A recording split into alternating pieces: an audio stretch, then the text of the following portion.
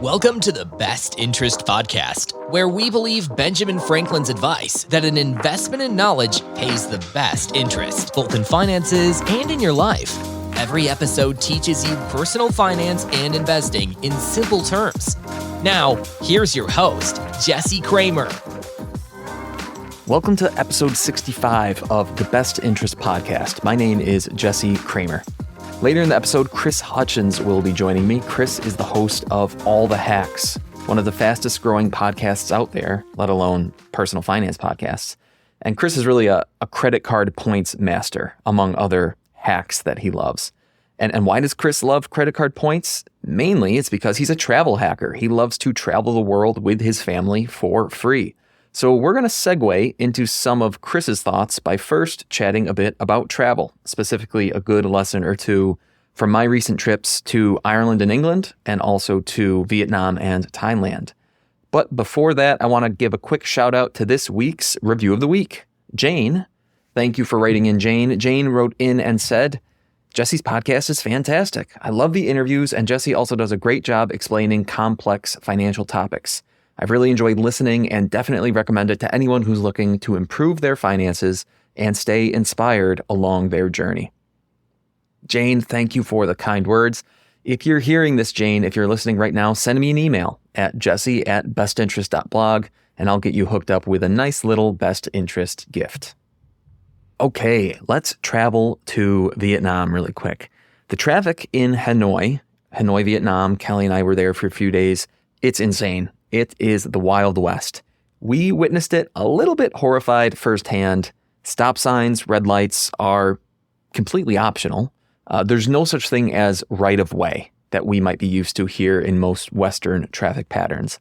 Intersections, they look and behave kind of like two crossing murmurations. And that's your vocabulary word of the day. A murmuration is a cloud of birds, specifically a cloud of starlings that you might be familiar with, right? It kind of ebbs and flows almost like it's fluid. Now, if you can imagine two of those clouds of birds crossing paths, you'd get a pretty good approximation of what a Hanoi intersection looks like with mopeds everywhere. Sidewalks, in fact, are used as moped parking lots. So pedestrians walk in the streets.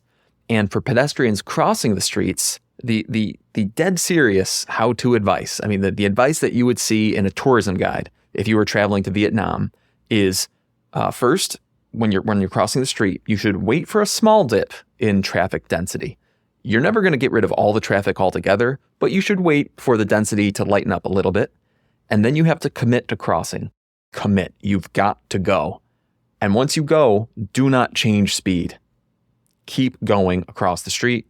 The traffic will see you, and then they will go around them. You have to trust the moped drivers that they are going to go around you.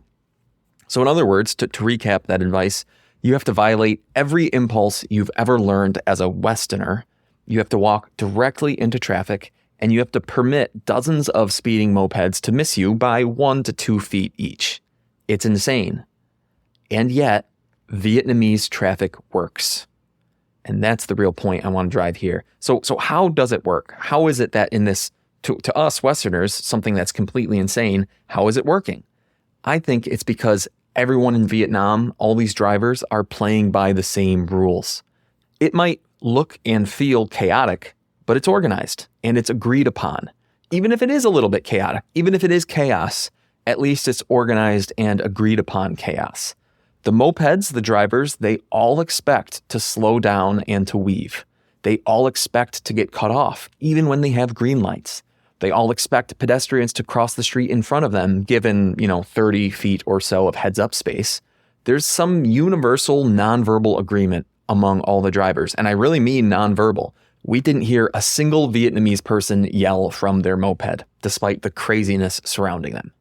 Traffic speed in Vietnam, in Hanoi, the speed is uniform, and it's relatively cautious. If the speed limit is 30 kilometers per hour, then I would wager 98% of the drivers are following that exact speed limit. Nobody is going way over the speed limit, unlike the USA. And that, to me at least, makes sense, because what is the number one cause of traffic accidents in the US? It's not actually excessive speed in and of itself. It's speed differential. uniform speed, if there is no speed differential because everyone's going the same speed, uniform speed cuts down on accidents. The fact that 99% of Hanoi citizens travel on mopeds, these small, quick, flexible, easy to brake and easy to accelerate machines, that certainly helps too. I don't think you could do what Hanoi does if everyone was in full-size cars.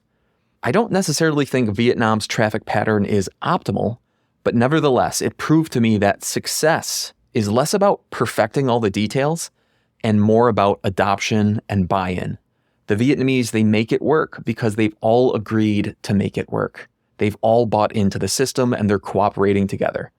Now, on the financial side, I've seen some pretty weird financial habits in my time. And if you're anything like me, you've spent time trying to perfect the details of your financial habits. What's the best budgeting system? What's the optimal portfolio design? What online bank has the best interest rate? Those are great questions to be asking. But many people take those questions too far, and they end up stalling their own implementation for fear of imperfect answers. I'll say that again. They end up stalling their implementation of good personal finance principles because they're fearful that their answers aren't quite perfect. They're missing the forest for the trees. They're sacrificing dollars in their quest for extra pennies. And I'm here to tell you, if you're using the third best budgeting system and the sixth best online bank, that is infinitely better than stalling and not using any system at all. It's better than the analysis paralysis of searching and waiting for the perfect financial system. Should we try for good, better, best systems? Of course we should. The compounding long-term benefits of great decisions are, well, they're great. But strong adoption, even of a substandard system, it goes a really long way. And if you're waiting to adopt the best financial habits, stop it. You're stalling. You've got to commit. You've got to go. Trust me, it is easier than walking out in front of traffic. And with that, let's travel across the globe to Ireland. Kelly and I were in Ireland and England here in early September of 2023. And, the main benefit of traveling, at least to me, is observing the way other people and other cultures choose to live. These cultural observations are an amazing way to learn because sometimes you think, wow, that's a great idea. We should be living more like this.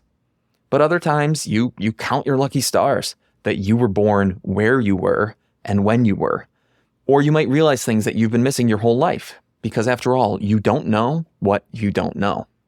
One example, my brother Zach, he lives in Cork, Ireland, which is part of the reason why we visited. My brother Zach, my wife Kelly, and I, we took a ferry about 12 miles out to sea to hike Skellig Michael. Among other things, Skellig Michael is a UNESCO World Heritage Site, and it's the location of some famous Luke Skywalker scenes in The Last Jedi. The Force is strong. You might recognize it from Star Wars or even from just pictures you've seen in your life for its famous beehive huts. We'll talk about that a little bit later. Because why is Skellig Michael famous in the first place? Back in the 6th century, the Bishop of Britain told a group of monks, hey guys, if you really love God, go spend the rest of your life on that island and build a monastery. Go preserve our sacred books and writings. Now, as a writer and a reader, I appreciate this. In fact, some historians actually credit Irish monks with saving Western civilization via their dedication to preserving written documents. So, listening to the Bishop of Britain, a group of monks, they rowed 12 miles out to sea because remember, there were no motors. This is the 6th century. So they rowed out to sea to a steep, barren, half-mile diameter rock, completely exposed to the elements. Then, in the words of Eamon was our island guide, they spent their lives hauling rocks and praying. Now, sounds like fun. Well, regarding that lifestyle, to each their own. If you want to haul rocks, go ahead, haul rocks. I won't stop you. But for me, life has much more to offer. At least modern life does. Because again, according to Eamon, the monks of Skellig Michael, they had a good lifestyle relative to their 6th century peers. Wealthy landowners in England would send their children to Skellig Michael for the monks to teach them how to read. The monks in return would request supplies to survive the island. This exchange, education for supplies, this exchange enabled a better than average lifestyle for the monks. But again, they spent their entire adult lives living in these slate beehive huts that they would build on an exposed rock in the middle of the sea. On a sunny day, fine. I mean, it could be a reasonable life and kind of comfortable on a sunny day. But what about when the winter storms roll through and you're 12 miles off mainland? Would you trade your current lifestyle, whether it's above or below average for modern times? Would you trade that current lifestyle for the life of a monk on Skellig Michael? I know my answer. We have it pretty good. So I'll count my blessings and take the fish and chips and Guinness that we had in Ireland 10 out of 10 times. But I also noticed a few things in Ireland that piqued my interest in the other direction. So yes, we had a few pints on the trip. Stout is omnipresent in Ireland. Guinness is by far the most popular in Ireland. It's probably the one that you've heard of. Although other regions have a preference for Murphy's or Beamish, and personally, having sampled all three, I'm a Beamish man myself. And what do you do when you're sipping your pint in a pub? Do you listen to Bon Jovi and watch sports on the TV? Well, not quite, because most of the Irish pubs that we visited, they had no TVs and they had no piped-in music. Instead, they all featured dozens of local residents. Wait for it now. They were talking to each other. That's right. The predominant sound of the pub was just the soft white noise of concurrent conversations. And it was so nice. It was so different than the typical American establishments, where even a morning coffee spot usually has some sort of loud music that they pipe in.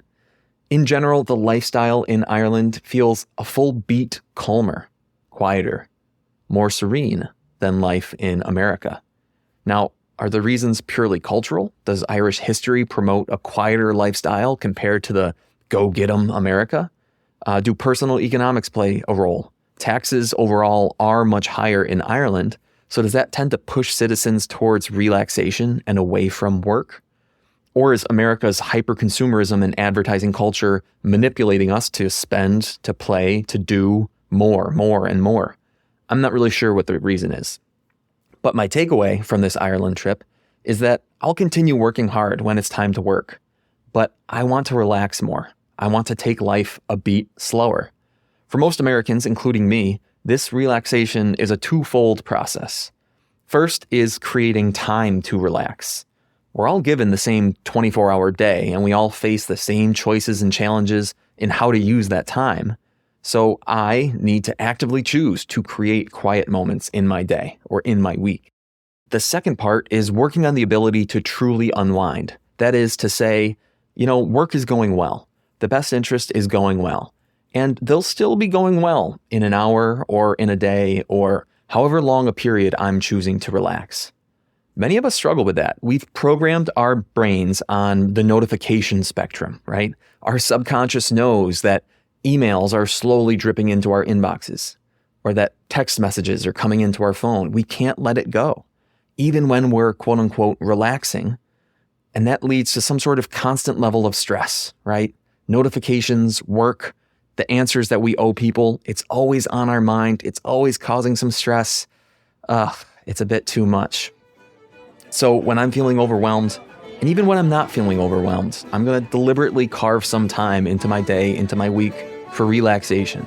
I'm going to think back to that quiet pub in drizzly Cork, Ireland, where the people chatted over the backdrop of traditional Irish music. Here's a quick ad, and then we'll get back to the show. Every week, I send a quick free email to thousands of readers that shares 3 simple things. 1, my new articles and podcasts. 2, the best financial content of the week from all over the internet. And 3, a financial chart that explains some important concept in the news that week. It's a great primer to boost your financial know-how. But Jesse, I don't want another email. Well, this might not be for you. But I do hear you, which is why I make it very short, sweet, and full of only the essentials. While 18% of people who sign up eventually unsubscribe, and 13% of people who are signed up haven't opened it in the past 3 months, a whopping 66% of subscribers read my email at least once a month. They're enjoying it, and maybe you will too. You can subscribe for free on the homepage at bestinterest.blog. Again, that's a free, no-strings-attached subscription at bestinterest.blog. Chris Hutchins is an avid life hacker, financial optimizer, and host of the award-winning podcast, All the Hacks, where he shares his quest to upgrade his life without having to spend a fortune. Chris was featured in the financial independence documentary Playing with Fire, great movie, by the way, and he's been covered by the New York Times, Wall Street Journal, and CNBC. I've heard of those rags. Maybe you have too.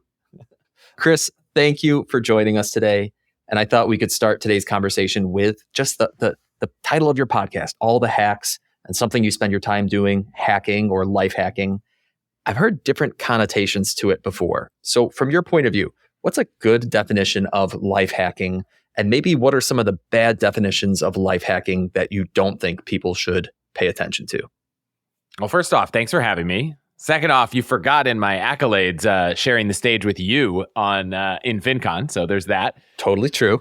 Big question. It's funny because there's a guy named Rich Roll who has a podcast that's larger than both of ours, very, very well known in the health and fitness space. Mm-hmm. And I was meeting him for the first time, and I saw his video he made where he said, I hate hacks. I hate life hacks. And he's like notably has a video about this topic.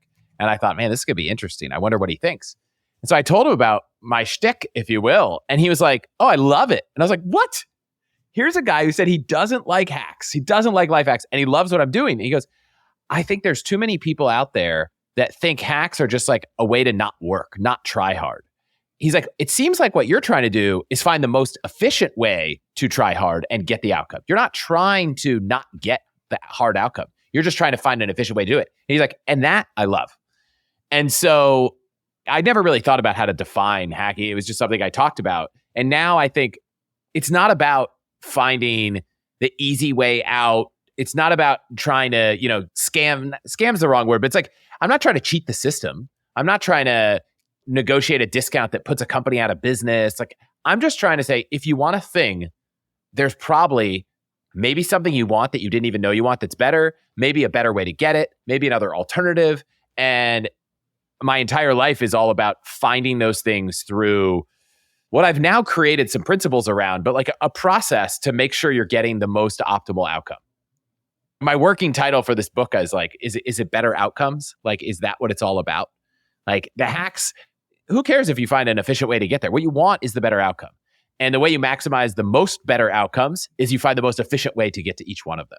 And then that leaves you the time to find other ones. And that better outcome, by the way, could be, I need to repair my HVAC system, or it could be I need to get in shape and be healthy. It could be macro, it could be very micro. So hacks aren't necessarily shortcuts, but they are often time savers or effort savers in some way. Where my mind went to, Chris, was the whole idea of a diet in a pill. And that's not necessarily a life hack, because as Rich Roll would probably say, that's not real. But instead, what you're talking about are, well, if you're going to diet, let's talk about the most efficient ways to do it and the most effective ways to do it. If you are going to do sit-ups and get a six-pack, here's the right technique, here's the wrong technique. It's more about refining the practices to get the most out of your time and effort, as opposed to finding these, kind of ridiculous shortcuts to completely skip around time and effort in the first place. Yes, although every now and then there is one.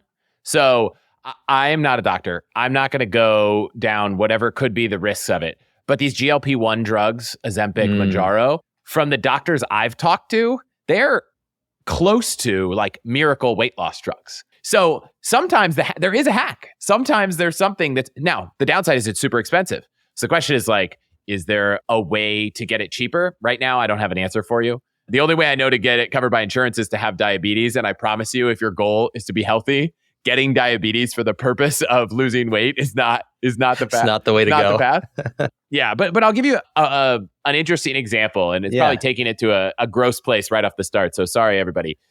We have one of the toilets in our house is lower than the sewer lines. And so we have a sump pump that basically has to take everything that comes to the toilet and send it out. And that sump pump, and maybe it's not a sump pump, but it's some kind of pumping thing that grinds everything up. Yeah. One of the problems is that paper just over time floats to the top, clumps up, and needs to be cleaned out. And so I was trying to figure out, like, what is the cheapest way to get someone to come do this? Because it's a shitty job, literally. So I was like, okay, how often does he need to come? Is there a plumber that's affordable? And I started thinking, like, is there another way to do this? And I was calling a few people just to brainstorm, like, there has to be a better solution. Like, surely this is a thing that lots of people deal with. Many people have basements. And my mom was like, have you ever thought about using RV disintegratable toilet paper? And I was like, no. And so we switched. And now this bathroom, just this bathroom, maybe it's not quite the 3-ply you get everywhere else in the house, but like this bathroom has toilet paper designed for an RV that disintegrates. Problem solved. My original solution was like, what is the cheapest way to get someone to come out every 3 months to clean something in my house, which would have been hundreds of dollars a year, maybe $1,000 a year. The alternative solution took a little bit of outside of the box thinking, took a little bit of talking to other people with perspectives I didn't have. I've never owned an RV. Like it never crossed my mind to even go there. And so that's a hack. But, Right. It's a different approach. It might not be the best example, but it's certainly an example of a problem I had to solve. And I found a solution that was so much better that doesn't fall in the scope of what people normally think about when it's like life hacks. And it's just about finding a deal or a discount or a coupon code. Out of the box thinking, even out of the bowl thinking on All the Hacks podcast. It's a great example. It is. It's unique solutions to problems, solutions that you might not have heard of before. It's one reason why I enjoy the podcast is because, on a fairly regular basis, you'll have on a guest, Chris, where I'm like, oh, I've never really thought about that. And that makes a lot of sense to me. But I will say probably your biggest recurring topic, or at least one of them, has to be credit card points. It's something you clearly love. And when I listen, actually, you might frown at me. I've never spent time to really dig into credit card points. And thus my credit card is very basic. I think I get 1.5% back on every dollar I spend, full stop. That's it. No bonuses here, no special deals there. So maybe for someone like me, this can be a 2-part question, Chris. So maybe we can start with the first part of just, you can give us some sort of deep dive on your love of credit card points and where it came from and kind of how it's helped you over the years. But I'd love you maybe to segue also into what some credit card rookies like me, how we can filter down to find the best credit card for our needs. I got a lot of answers here. So first off, if I don't remember to come back to what you should specifically do, we have to hit that. Okay. But one of the things I found interesting about credit card content on the internet was that there are some amazing websites about credit card content. I love them. And if you want to go deep down the rabbit hole, Frequent Miler is one of my favorite websites. However, every few days I get an email from them about all the recent blog posts, and they're producing probably 50 pieces of content a week on points, miles. And for the average person, it's too much. Yeah. And so what I realized is I love this topic, but I can't create a show about it because then the only people that are going to benefit from it are people that also love this topic. And that's not my goal. My goal was to help as many people as possible improve their lives, save money, be happier, be healthier, be wealthier, and all of that. And so I realized if I want to talk about travel points and miles, it can't just be a show about that, which is actually good because I don't want to spend my whole life talking about travel points and miles. When I meet someone and they're like, oh, I could talk about this for days, I'm like, I don't want to. I want to hit the highlights because I think it's really interesting, and I'll tell you why. But I'm also interested in improving my health. I'm also interested in building a business. I'm also interested in saving money and investing for the long run and earning the most interest and, returns I can. And so the reason why I keep coming back to it, though, is that one of the biggest, we'll call it variable costs in people's lives, there is house hacking. I've done an episode on it. It'll help you reduce probably your biggest expense. And we can go systematically through someone's budget and optimize for saving money. And I've done this as a practice for myself, helping other people. I think at the end of the day, there's this whole movement to save money, financial independence, save as much as possible. The problem is it's a lot of deprivation. And so I think if you say, let's house hack so that I can lower my costs, great.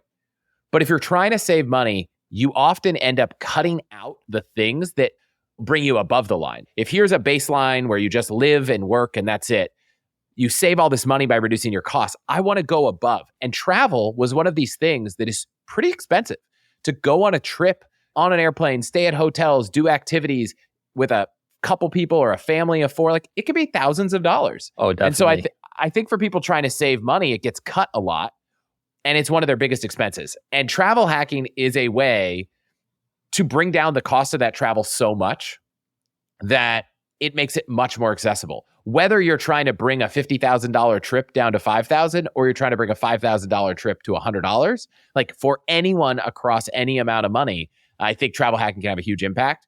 And I also say that travel is part of the reason I've become such a good optimizer. Some of the reasons that I've found interesting out-of-the-box solutions to millions of things in my lives is that when you go visit other places, you realize people do things differently. And the more you train your brain and your mind and your subconscious to just think, wow, the way I've always done this isn't the only way. The way my parents told me I should do something doesn't necessarily have to be right. You know, there's this old adage of like the only way to build wealth is through real estate. And lots of people's parents have told them that. Right. I don't think it's true. I think it is a way. And I think for a lot of people in a lot of circumstances, it's not the best way. I think people have to force themselves to think about life from millions of perspectives to find the hacks. And so that's why I love travel. And I love travel hacking because I'd much rather spend $500 than $10,000 on a trip.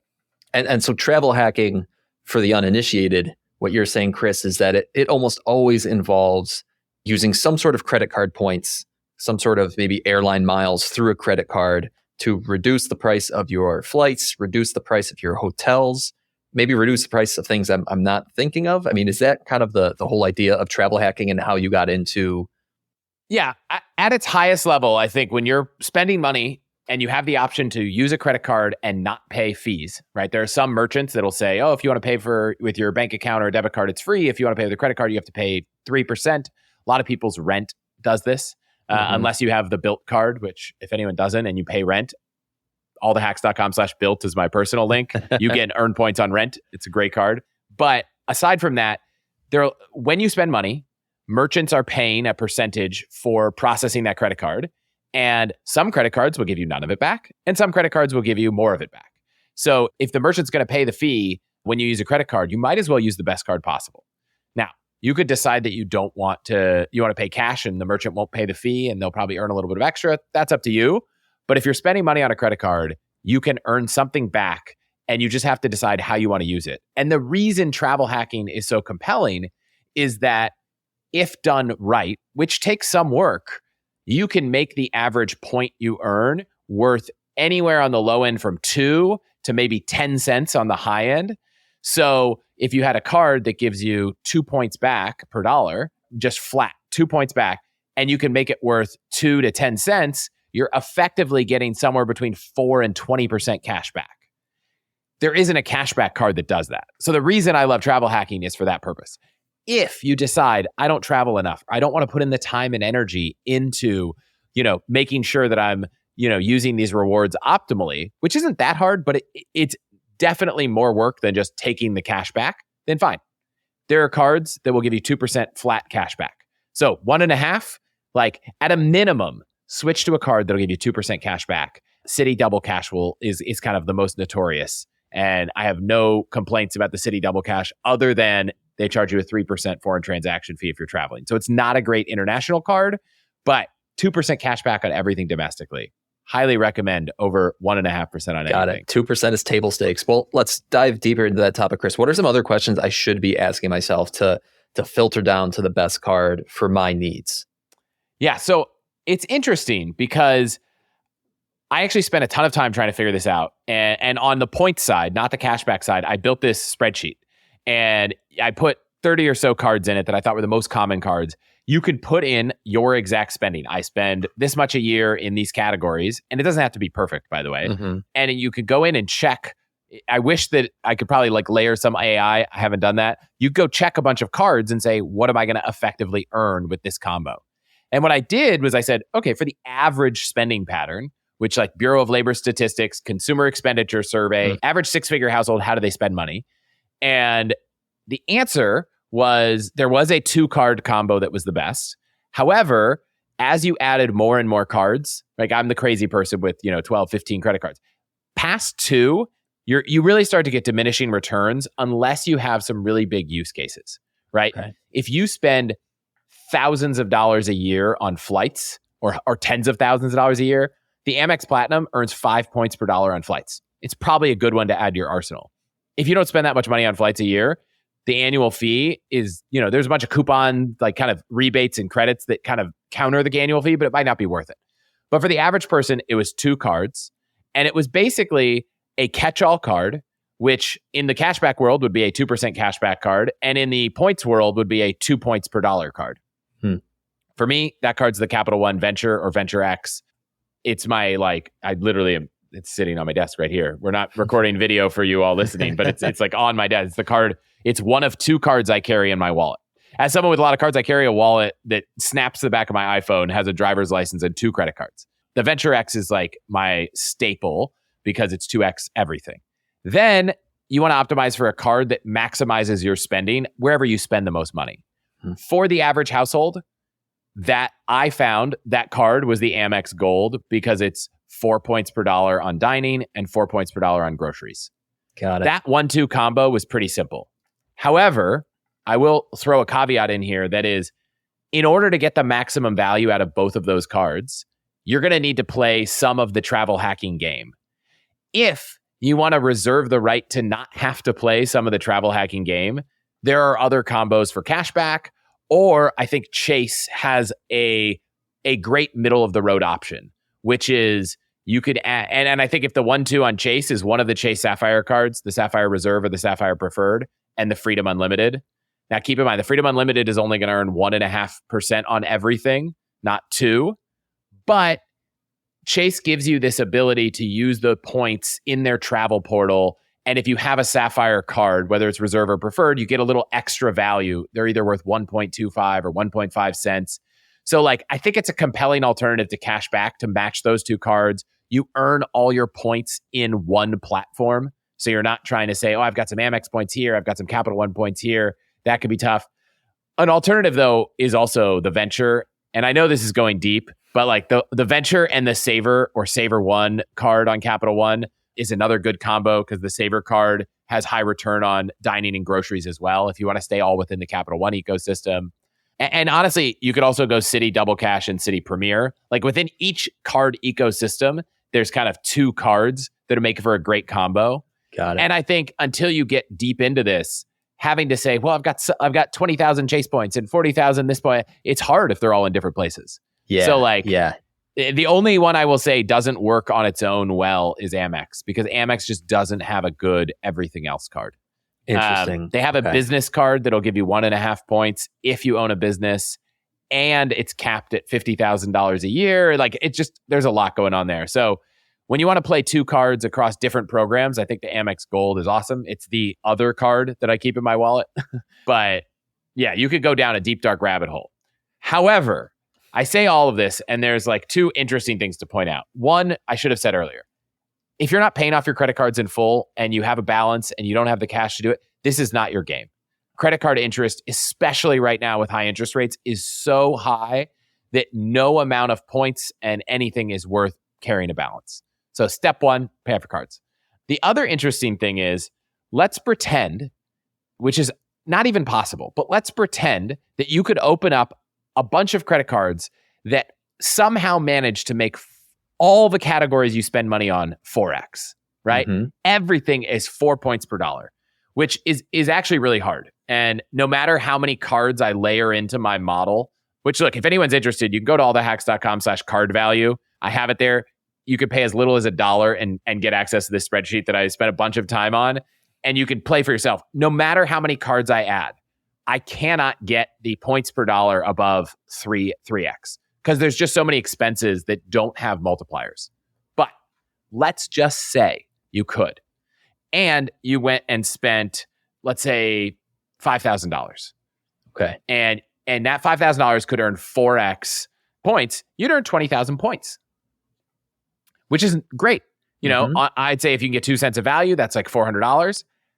But the interesting thing is, if you were to open up the Capital One Venture X card from scratch, you would earn 75,000 miles for spending $4,000. Plus, you'd get 2x points on the $4,000. So you get another 8,000 points. So you're sitting at 83,000 points on $4,000. If you could somehow perfectly find a mixture of cards that I don't think exists to earn 4 points per dollar and spend $5,000, you'd have 20,000.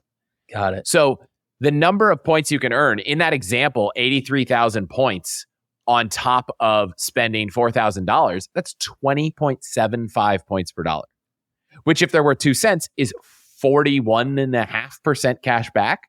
Mhm. Like astronomical. So the way many people play this game is they focus on these giant welcome bonuses that cards are offering as the way to accumulate points.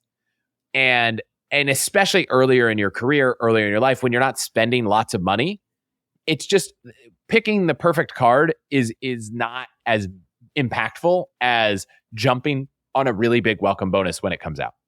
That's like the reality is we spend all this time building models, which I did on like, what's the best few cards? But even if you spend $100,000 perfectly, you're going to get 265,000 points. If you open the right 2 credit cards, you'll get the same number of points. Same number of points. Interesting. And we don't have time to go into the crazy nuance of all of this, but I'll send you a link to a Twitter post, which a guy and his wife went through this process to open up, I believe it was like 25 cards, he and his wife, over the course of 18 months, which sounds insane to most people listening. It sounds insane to me, even though I'm in this space. And the crazy thing was his wife started with a 670 credit score. They opened 23 or 24 cards. So she probably opened at least a dozen and ended with a 798. Wow. He started with a 794 and ended with an 805. So like the impact on credit from doing this was positive, which is probably counter to what most people would assume. And I think he earned in this entire process, it was over 1 million points for sure. I just can't remember the exact number, whether it was 1 or 2 or 3. And so if you want to accumulate points as fast as possible, that's the way to do it. I try to keep on allthehacks.com/cards a list of all the cards and their bonuses. And for me, somewhere between 75 and 100,000 points is like the threshold for a great offer. The closer it gets to 100, that's when I'm like, ooh, this is great. And if it's over that, even better. And then the other rule is I really try to accumulate points with places that make them flexible. So if you accumulate Chase points, Chase points can transfer to United. Chase points can transfer to Hyatt. They can transfer to Air Canada. They can transfer to British Airways. They can transfer to Air France. And so the way you get the most value out of these programs is you transfer your points to the airline program or hotel group and book directly with them. And that's where we could go too far down a rabbit hole and maybe we'll have to come back and talk about it, or I've probably done 5 or 10 episodes on this and you can go search for them. But I prefer that. So yes, you could go get probably 150,000 Hilton points, but you're only going to be able to use them at Hilton.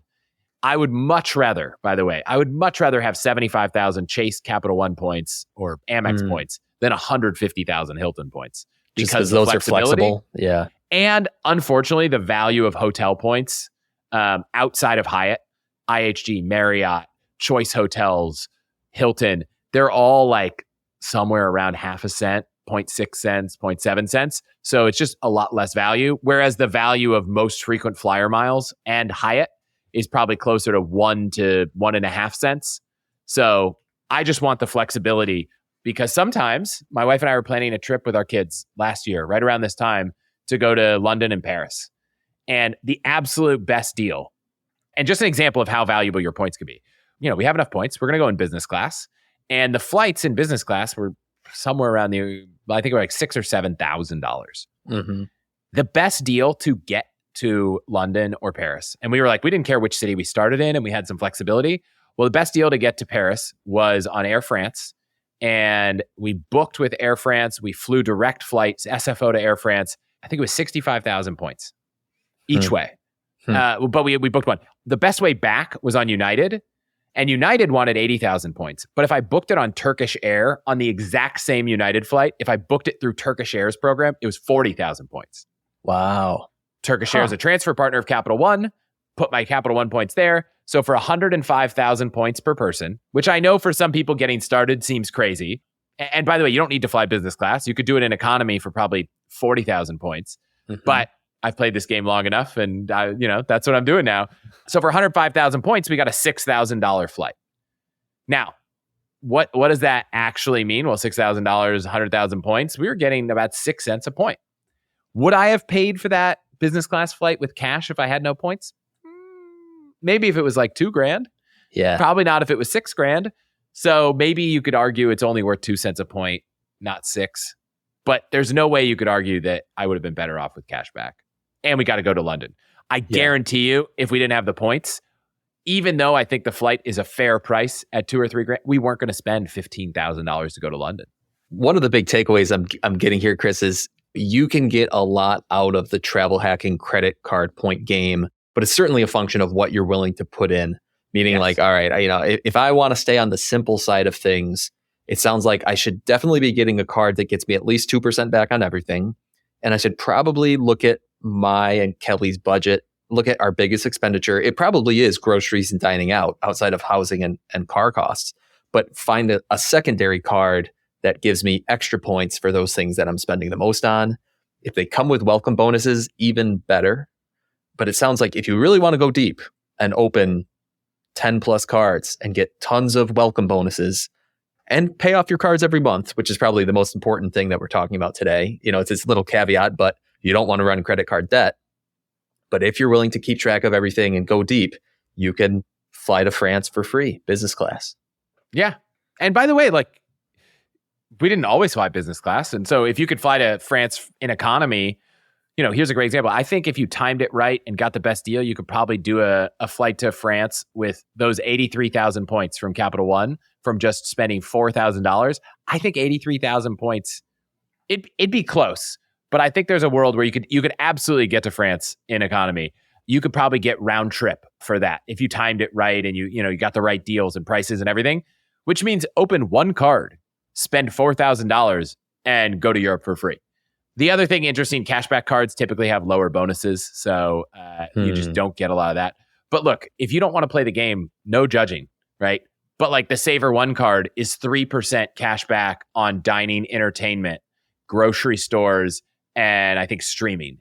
If you're spending all your money there, at least consider getting a cashback card that's going to pay you back for it. And I think, I could be wrong, but I think there's 2 tiers of the Saver One. And I think one of them goes up to 4. I think the Saver, not the Saver One, the Saver is 4% on dining and 3% on groceries, but I believe it has an annual fee. So you just got to ask yourself, do I spend enough on dining that getting an extra 1% cash back is worth $95 a year? If it's not, then definitely don't do it. Right. A little math is involved. That's okay. Yeah. This is personal finance. We get it. I like it. Well, let's change gears a little bit.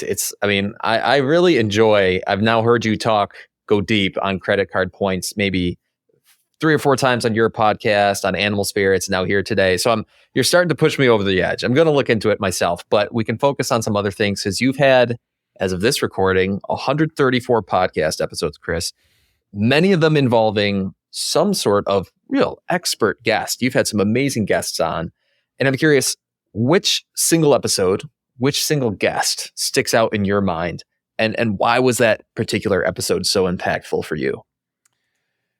This is an easy one. Like, sometimes I get these questions where it's like, what is your all-time favorite hack? And I'm like, oh, this is really hard. This question, it's not easy, right? I have a lot of episodes that I go back and I've even re-listened to. But there is one particular episode that I think had a very abrupt high impact, right? So if you listen to an episode that talks about healthy lifestyle, right? I've done some episodes with doctors, with athletes, and it's kind of changed. Okay, I'm going to change this thing over time. I'll see this benefit. I did an episode with Arthur Brooks on happiness. Cool. And it was an incredible episode, but it's not going to change everything in a moment. I did an episode with a guy named Bill Perkins. It was episode 91, allthehacks.com/91. And he wrote a book called Die With Zero. And the case he makes is that we should be focused on net fulfillment, not net worth. I had been the exact opposite. I had been someone who had a spreadsheet, who tracked my net worth over time, watched exactly how much it went up, was every time if my wife were talking about what our financial goals were, it was the next milestone of our net worth. And that was our priority. And I had this conversation and I left and I was like, what are we doing? Why does that number matter? Why do I want it to go up? Do I just want to have a pile of money when I die? Like Scrooge McDuck? Like, what is going on?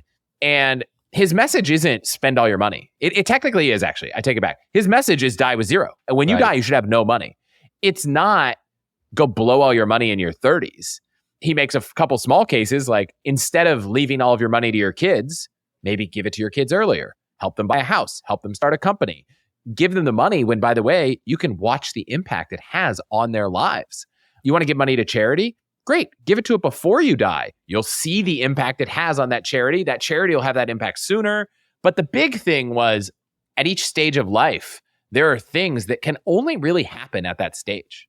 And depriving yourself of those things so that you can save more and bolster your net worth in the long run might not actually be the best outcome. So if you've always wanted to take a backpacking trip solo or with your spouse, waiting until you have kids is almost a certainty that you will either not take that trip or it will cost you 50 times more because you're going to wait till your kids have gone off to college and you're going to take the trip where I promise you, you're not going to want to stay in a $3 a night hostel in India. It's just, you're going to have different expectations.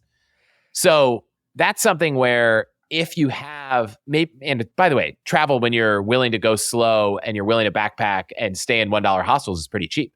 So if you're in your 20s or early 30s and you don't have a family yet and you can afford to take a few months off and do that, it will be less expensive now. And that experience is something you won't be able to have later. And so, yeah, it's important to save, but that experience isn't available to you later in life, or it'll be more expensive or different. And similarly, I think a lot of people think, well, once I save all this money, I can retire. And once I retire, I can do all this stuff. And I'm starting to see my parents who are still, very cognitively there, but from a health standpoint, when you're in your 70s, you just can't do the same things you could in your 60s, 50s, 40s, 30s. I'm even seeing I can't do all the same things I used to do in my 20s, and I'm not even 40 yet. And so when I think about that, it's like, well, yeah, maybe you want to hike Machu Picchu, but you can't wait too long, or you literally probably can't do it. And so my wife and I now, we don't have a net worth goal. We kind of look at the projections of how much we're spending, and we have a goal that we don't run out of money early. That's important. And so that might take a certain net worth, but the goal isn't just arbitrarily to grow the pile of money we have. It just seems like it no longer seems like a goal, and it's given me so much clarity. And it's absolutely incredible to look at the emails I've gotten from listeners who are like, I listened to that episode and it literally changed my perspective on so many things. And I'd say almost every week I get another listener that writes in and says, it totally changed my perspective. Cool. And that was episode 91, right? Episode 91 with Bill Perkins. Episode 91. And listeners, if you want to, I think, Die with Zero is on my recommendations page, bestinterest.blog/recommendations. Really cool book. We'll make sure that people can tune into episode 91 to hear Bill Perkins on all the hacks, Chris. And maybe I'll reach out to Bill and see if he wants to come on the Best Interest podcast. Yeah, I would recommend that. It took me a long time to get him to reply, so I don't have a lot of tactics. Persistence paid off. Well, it's funny. There's this phrase I've heard before: time, talent, and treasure. At various points in life, we have varying amounts of those three things. And as we get older, oftentimes our treasure grows, which is great, but usually our time decreases. Life just gets so busy. And our talent, at least when it comes to say physical talent to go do that hike that you were talking about, that goes out the window. And so it is very interesting. It sounds like Bill's almost adding a fourth dimension into that, which is, or at least a new way to measure treasure. Because to his point, there is no good reason to die on top of a giant pile of gold, as you said, like Scrooge McDuck. What's the point? What's the point? You will get more out of that treasure seeing it have an impact than just knowing it will be passed on. Exactly. And even if your plans are to pass it on to your kids and to leave a bunch of charity, those are great things. But you can start to enact at least some of those great things while you're still alive. And that way you get to put a smile on your face too. I like it a lot. By the way, it might be, and this only happens when you cross the millions and millions of dollars mark. But I hope that lots of people listening to this show save a lot, do amazing things, and have millions of dollars. It might actually be more tax efficient to give that money to your kids over time than wait and do it at the end of your life. So there's actually a financial, not just an emotional benefit, but there might even be a financial benefit to doing it sooner. Totally. Put together a smart gifting strategy with the CFP. That's a thing. Oh, you made me think of something there, Chris. What was it? Oh, I know what it was. Yeah, studies show that listeners of the Best Interest podcast and all the hacks do have far above average net worths. I don't know if you knew that. I didn't know that. I would love to see these studies. I should promote them more heavily. Here's a quick ad, and then we'll get back to the show. One of the more common questions I hear is, Jesse, what do you like and use? Books, blogs, podcasts, even banks and brokerage firms. What are your recommendations? So to answer that question, I put together a web page. You can check it out at bestinterest.blog/recommendations. Again, that's bestinterest.blog/recommendations to check out how I'm improving my financial life. Chris, many of my listeners, they fall into that 25 to 40-year-old range. And that means that many of them have young kids, kind of like you. So I was wondering, as a relatively new parent, are there any parent-specific hacks that you love? They could be financial or maybe they're not. Wow. Okay. So there's just so much to unwrap in parenting. In fact, my wife and I were talking about this. We had so much we wanted to talk about parenting that we didn't want to overwhelm the non-parents.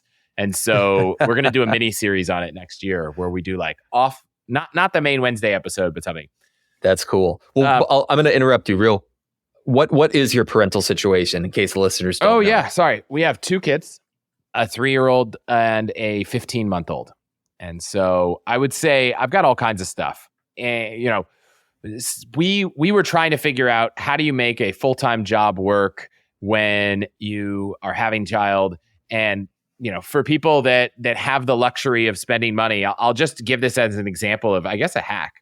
There are things called night nannies and common thing for some people that are working who need to be on their game. Maybe your company doesn't give you as much parental leave. Some people hire a night nanny who will come in and help take care of the baby in the middle of the night. That's the thing you could do. And it's quite expensive. And when we looked at it, it was like it was just very, very expensive, especially in the Bay Area. And then I started asking around and people were like, oh yeah, in New York, everyone has a baby nurse. No one has a night nanny. And I was like, oh, what's a baby nurse?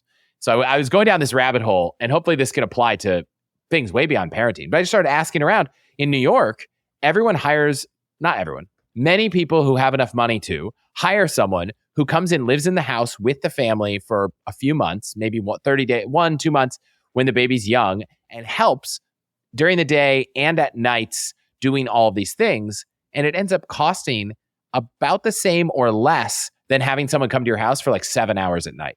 And they're working like 16-hour days. And this is what they want to do. And then they take a big break after. So it's like an intense 2 months, maybe a couple weeks off. And I was like, wow, had I not asked, why are all my friends in the Bay Area, because this isn't a common thing, spending more money than they need to? And I just kept asking this. And then a friend of mine who's Korean was like, I don't know why these people in New York spend so much money on this service.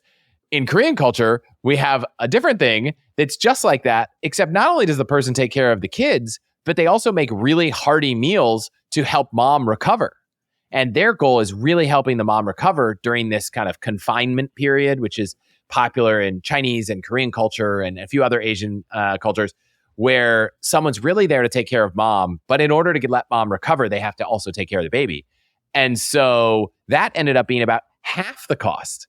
And now, downside was the person that stayed with us didn't speak much English. But at the end of the day, the baby didn't speak English either. And it's true. We've traveled enough. Here's another benefit of travel. We've traveled enough that we're pretty good at communicating without needing to speak fluently.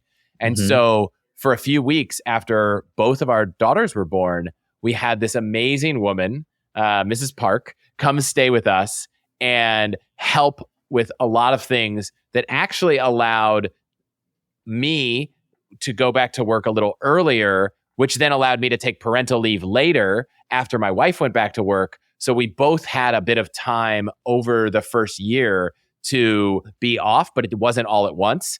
And she took care of all the cooking. It was incredible. The company that provides this service is called Sanhoo USA, SANHOO USA.com. I think the website's probably all in Korean, but that was one hack, was just like, night nanny was just too expensive. But, we were willing to spend something. Gosh, where else do I go down this path? We buy almost all of our kid stuff on Facebook Marketplace. Ooh, so I like it. Whether it's a stroller or anything, it's like what I've learned now as a parent 3 years in is like when you're done with kid stuff, you are just like, I just want it gone. And like before having kids, I'd be like, ooh, what is the most optimal way to sell this thing? And I remember, we were trying to sell something. And it would be like, well, how much can I get? Should I go to eBay? Should I go to Mercari? What price should it be? And then now I'm like, who can pick it up today? Like, get it out of here. And I think parents, this might not be all parents, but there are many parents that are just like, they value just getting rid of stuff and simple, seamless, quick. And so we both take and receive with that model. So we've been getting a ton of stuff secondhand, and we've been giving a ton of stuff either away dropping it off at Goodwill, selling it for a low enough price that it's just quick to move. And so I think there's just so many people with kids that want to get rid of stuff that I highly recommend that. I got one silly hack that's if you're trying to get your kid into preschool, and I don't mean get in like special talents, just preschools are full and sometimes you can't get your child in. And we did not go down the preschool path, but the hack I learned was a lot of times preschools are like, well, we don't have any room 5 days a week. We do have 2 days a week. And I have a couple friends that have since used this. They say, great, we'll take the 2 days. Once you're in 2 days, you get the priority for the other 3 days. And like within a month, they got in, but they took the spot that had someone been waiting for hey, let me know when 5 days are available, they never would have gotten the spot. So I'd say if you need to get your kid in 5 days, at a minimum, enroll them in 1 day. Don't just wait for 5. And pretty quickly, someone drops out and they pass that along. So I've had a couple friends use that. We have an au pair. So if you have an extra room in your house and you are interested in the kind of cultural exchange that comes with someone from another country living in your house, it's a really interesting alternative to a nanny or daycare or preschool or anything like that. Is the traditional arrangement of an au pair, Chris, that they get free lodging, but in exchange they provide some free childcare? It's that and a weekly stipend. So you pay a weekly stipend. You still pay them something. Okay. So that they have money to go out, and we provide she can use our car to go do things, and if we go on a trip, she'll come with us, which is a perk for her, but it's also a perk for us.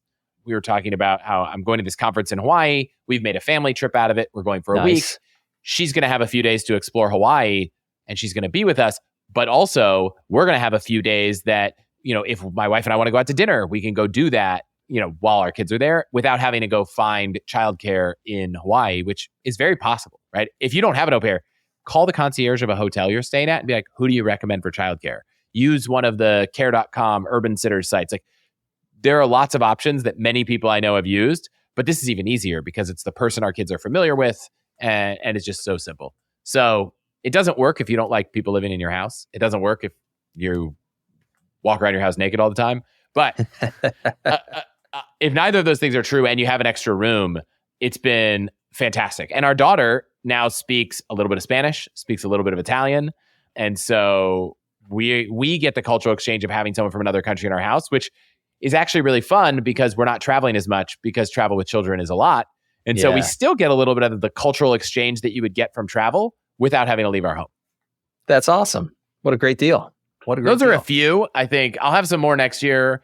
If there's a specific topic you want to go into, I'm happy to. But no, that's cool, Chris. And I think if and when you and your wife sit down and do this little parental mini-series, let me know, and I'll include it in the Best Interest newsletter. So that way listeners to this episode and people who subscribe to the newsletter will get that update and they can tune in to all the hacks. And speaking of, let's segue to the little outro here. Chris, I'm sure people are going to want to tune in. Maybe they'll tune into episode 91. We'll throw that link in the show notes. Maybe they'll want to go check out your spreadsheet that you mentioned before. We'll throw that in the show notes. But just, again, remind people, how can they find you? How can people connect with you and All the Hacks? Everything is at allthehacks.com.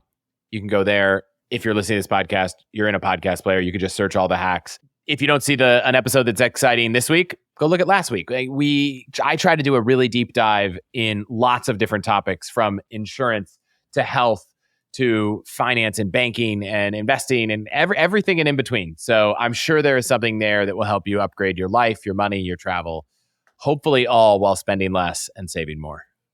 Very cool. Chris Hutchins of All the Hacks, thank you for coming on the Best Interest podcast. Thank you so much for having me. Thanks for tuning in to this episode of the Best Interest Podcast. If you have a question for Jesse to answer on a future episode, send him an email at jesse@bestinterest.blog. Again, that's jesse@bestinterest.blog. Did you enjoy the show? Subscribe, rate, and review the podcast wherever you listen. This helps others find the show and invest in knowledge themselves, and we really appreciate it. We'll catch you on the next episode of the Best Interest Podcast. The Best Interest Podcast is a personal podcast meant for education and entertainment. It should not be taken as financial advice and is not prescriptive of your financial situation.